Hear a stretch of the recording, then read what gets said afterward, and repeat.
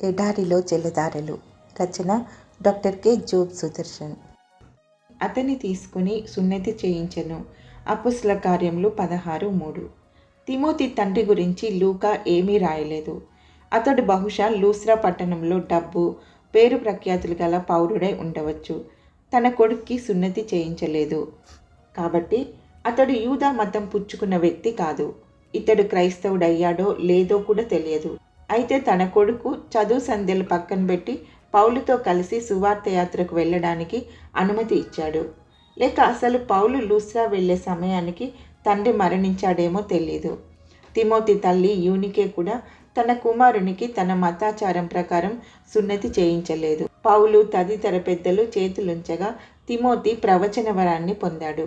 Timothy మొదటి పత్రిక 1:18, 4:14. Timothy రెండో పత్రిక 1:6-7. తిమోతి విషయంలో పౌలు తీసుకున్న చర్య కొంత అసాధారణంగా ఉంది. అతడు తిమోతికి సున్నతి చేయించాడు. అతడు క్రైస్తవ స్వాతంత్రాన్ని ప్రకటించిన అపోస్తలుడు. యెరూషలేము పెద్దల సభ తీర్మానం ప్రకారం అన్ని జనులు ప్రభువును నమ్ముకుంటే వారి సున్నతి చేయించుకోవాలన్న విధి విధానం లేదు. 15:20-29. తీతు ఎన్నడూ సున్నతి పొందలేదు. గలతీ 2:3. లూస్త్రా పట్టణస్థులు గలతీ ప్రాంతీయులు. సున్నతి చేయించుకోవలసిందని పౌలు చెప్పలేదు. గలతీ 5:2-3-6, 6:15. అయితే యూదేతరులకు సున్నతి అవసరం లేదని పెద్దల సభ తీర్మానించారు.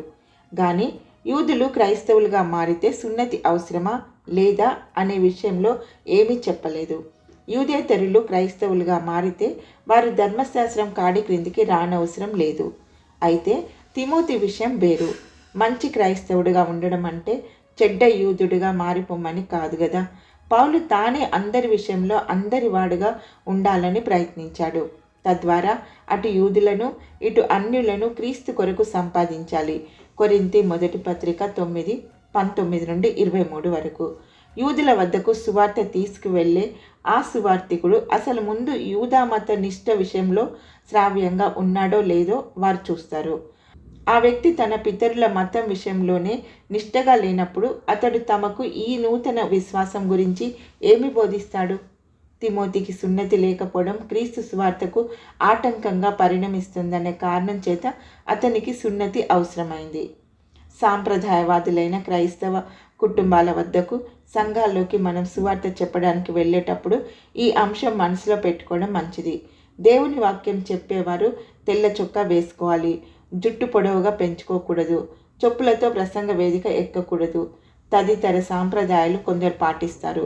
భక్తి విషయంలో వీటికి ప్రాముఖ్యత లేనప్పటికీ వారికి అభ్యంతరం కలగకుండేలా వారికి అనుకూలమైన వేషభాషలతో తీరుతెన్నులతో వెళ్ళడం మంచిది.